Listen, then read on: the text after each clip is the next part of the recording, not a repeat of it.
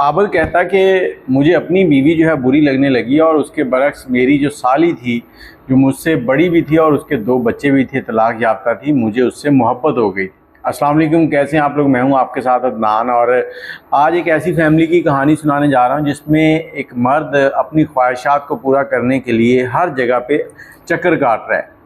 अब ये एक फैमिली है, एक इलाके में, नवाही गाँव है, वहाँ पर रहती है। पंजाब के इलाके से तल्लक है इनका। आबिद नाम है लड़के का और आबिद के वालिद और वालदा हैं और इनका कोई और बेटा नहीं है।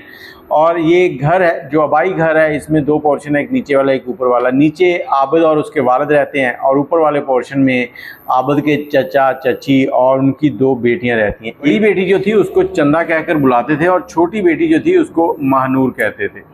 अब आबिद जो है वो बड़ा हो रहा था, इसने ग्रेजुएशन कर ली थी और इसकी चची जो है वो कहती कि ये छोटी बेटी है उसको तुम ट्यूशन पढ़ा दिया करो। आबिद ने उसको ट्यूशन पढ़ानी शुरू कर दी और बड़ी बेटी जो है वो अपनी तालीम जो है मुकम्मल कर चुकी थी और आबिद उसको ट्यूशन पढ़ाता। लेकिन आबिद के कुछ ख्वाहिशातें थी ना, वो बहुत बड़ी बड़ी थी। इसकी ख्वाहिश थी कि मैं अपना एक स्कूल खोलूं, क्योंकि इनका इलाका जो है वो शहर से दूर था और वहाँ पर स्कूल वगैरह के मसले मसाइल थे। और ये स्कूल सिर्फ बच्चों को तालीम देने के लिए नहीं, ये स्कूल अपनी ख्वाहिशात को पूरा करने के लिए, पैसा कमाने के लिए था। अब ये आबिद इस लड़की को ट्यूशन पढ़ा रहा है और साथ साथ इसने अपने स्कूल के ऊपर भी काम करना शुरू कर दिया और इसने स्कूल खोल लिया। अब स्कूल से अच्छी खासी आमदन होने लगी और आबिद जब अपनी कज़न को ट्यूशन पढ़ाता था तो इसको उससे कुछ मोहब्बत सी होने लगी। ये उसको दिल से पढ़ाने लगा और कई बार अगर वो लेट होती और उसने नहीं भी आना होता तो ये उसको आवाज़ देता और कहता कि आ जाओ, मैंने ट्यूशन पढ़ाने और जगह भी जाना है, मैंने स्कूल भी जाना है, मैंने फ़लाँ काम भी करना है। अब ये बातें चलती रहीं। इसकी जो बड़ी कज़न थी चंदा, उसकी शादी हो जाती है। उसकी शादी उसके मामू के बेटे से हो जाती है और इधर इसकी छोटी बहन जो है चंदा की, वो रह गई है। अब आबिद जो है इसको ऐसा लगने लगा कि इसको जो छोटी बहन है उससे इजहार मोहब्बत करना चाहिए। अब ये सोच रहा था कि मेरे चचा और चची क्या सोचेंगे इस बारे में, तो इसने आहिस्ता आहिस्ता उसके साथ कुछ इस तरह की गुफ्तगू की जिससे लड़की को थोड़ा सा आइडिया हो गया कि ये क्या कहना चाहता है। और चंद दिनों के बाद आबिद ने उससे कहा कि मुझे तुम पसंद हो, मैं तुमसे प्यार करता हूँ, मैं तुमसे शादी करना चाहता हूँ। और ख़ामोशी से वो लड़की जो है वो अपने घर चली गई ऊपर और उसके बाद 4 दिन तक ट्यूशन पढ़ने नहीं आई। इसने अगर आवाज़ भी दी तो उसने बहाना कर दिया और 4 दिन के बाद जब वो ट्यूशन पढ़ने आई और वो आकर ट्यूशन पढ़ रही है और इसके सामने बैठी है और इसे कहती कि मैं भी आपसे मोहब्बत करती हूँ। अब इनके दरमियान गुफ्तगू शुरू हो गई और आबिद कहता है कि हमने जितना अरसा भी शादी से पहले गुजारा उसमें मैंने कभी अपनी इस कज़न को टच तक नहीं किया। हमारी मोहब्बत जो थी वो पाक थी, हमने कोई गलत हरकत नहीं की थी। और इसके साथ ही बताता चलूँ कि इसके जो कज़न थी चंदा, उसकी जहाँ शादी हुई थी उसका शौहर पढ़ा लिखा कम था, कुछ मार कुटाई करने लगा और इस तरह के मामला आए और उसके 2 बच्चे भी थे। अब उसने क्या किया कि अपनी बीवी को तलाक दे दी और तलाक के बाद ये अपने वालिदैन के घर आ गई। इधर आबिद जो है इसने अपनी माँ से जिक्र किया कि मैं अपनी कज़न से शादी करना चाहता हूँ। वालिद को बताया, वालिद मान गया, माँ ने हंगामा खड़ा कर दिया। तो 3 महीने तकरीबन लगे, उसके बाद इसकी वालदा मान गई और इसकी वालदा और वालिद जो हैं वो ऊपर वाले पोर्शन में लड़की का रिश्ता मांगने के लिए गए। तो आगे जो लड़की की माँ है, आबिद की चची जो है, उसने हंगामा शुरू कर दिया। उसने नीचे मुंह कर के आबिद को बुरा भला कहा। उसने कहा कि हमने तुम्हारे पास बच्ची को पढ़ने के लिए भेजा था, तुमने इसका जहन ख़राब कर दिया। जबकि लड़की जो है वो खुश थी कि रिश्ता आ चुका है। अब उसका बाप जो है वो तो खामोश था, उसे इस रिश्ते से कोई एतराज़ नहीं था क्योंकि वो पहली बेटी को भी एक तलाक देख चुका था। उसके लिए ये बहुत परेशानी थी। अब लड़की की वालदा नहीं मान रही। जब शोर शराबा हुआ उसके बाद इनके बड़े जो हैं वो आपस में बैठे। उसने कहा कि देखो तुमने गंदा कर दिया सारा कुछ, ये वो। उसने कहा देखें गलत कुछ नहीं हुआ, हम आपके पास आए हैं कि इस मामले को सही किया जाए और सही तरीके से सही किया जाए। इनकी मंगनी करें, इनकी शादी करें ताकि ये इकट्ठे रह सकें। इसमें हर्ज क्या है? क्या हमारा बच्चा कमाता नहीं है, कुछ करता नहीं है? तो आप बताएं। आखिरकार उन आबिद ने और उसके वालिदैन ने आबिद की चची को भी कायल कर लिया। अब इन दोनों की शादी जो है वो हो गई। शादी के बाद ये दोनों इकट्ठे रहने लगे और कुछ वक्त के बाद आबिद को लगने लगा जैसे मेरी बीवी जो है वो मुंह फट है, मेरी इज़्ज़त नहीं करती।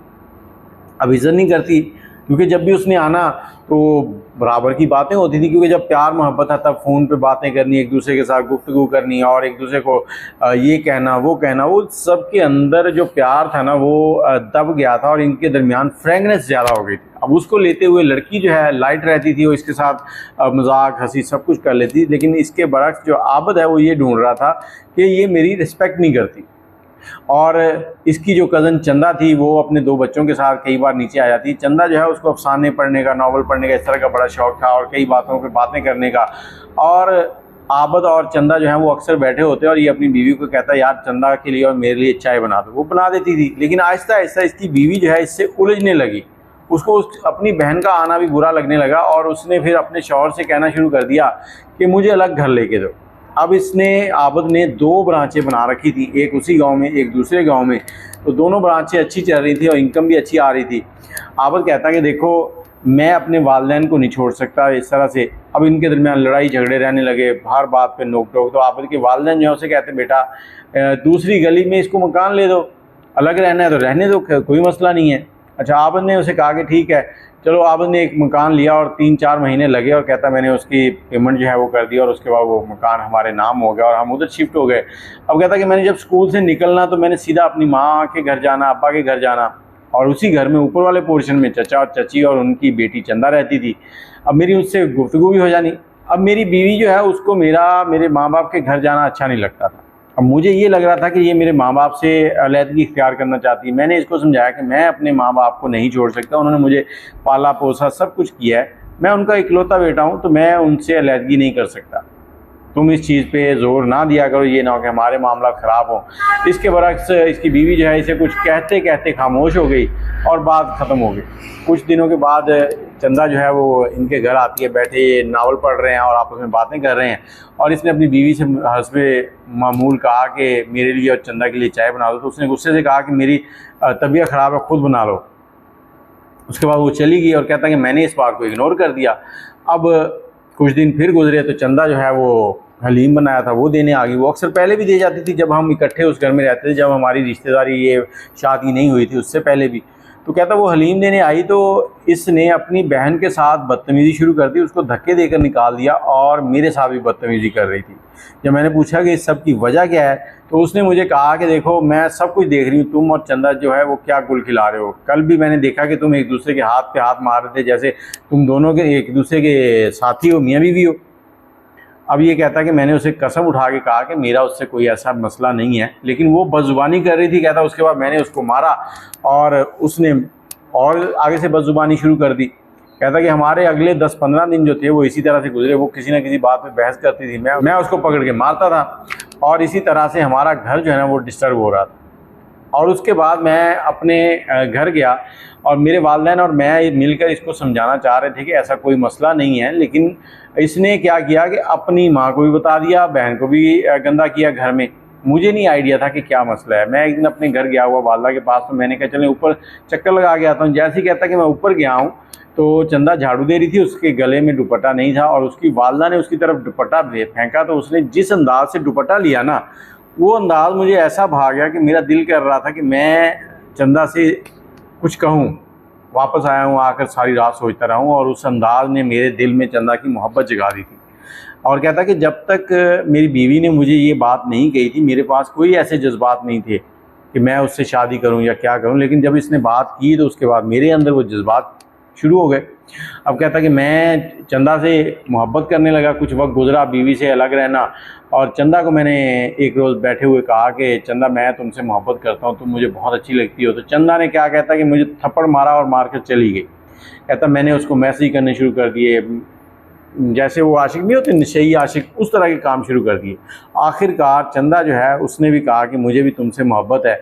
अब कहता कि मैं उसे कह रहा हूँ कि तुम मुझसे शादी कर लो, और वो मना कर रही। मैं उसे कह रहा हूँ कि मैं तुम्हारे बच्चों को भी संभालूंगा, हर काम करूँगा, जबकि आबद के अपने भी 2 बच्चे हो चुके हैं। अब उसकी बहन के साथ शादी करने के चक्कर में है।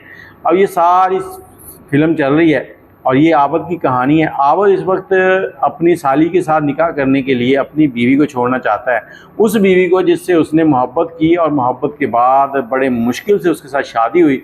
और शादी के बाद उसको ये लगा कि जैसे मेरी बीवी मेरी इज़्ज़त नहीं करती, जबकि बीवी उसकी इज़्ज़त कर रही थी, लेकिन वो जो मामला शादी से पहले प्यार मोहब्बत फ़ोन पे बातें हैं वो जब हो जाती है ना एक दूसरे के साथ, तो फिर एक फ्रैंकनेस वाली रिस्पेक्ट होती है। जबकि आबद चाह रहा था कि जैसे उसने पहले अपने चचा माँ को, चची को और किसी को देखा हुआ है इज़्ज़त करते, उस तरह की इज़्ज़त मांग रहा था।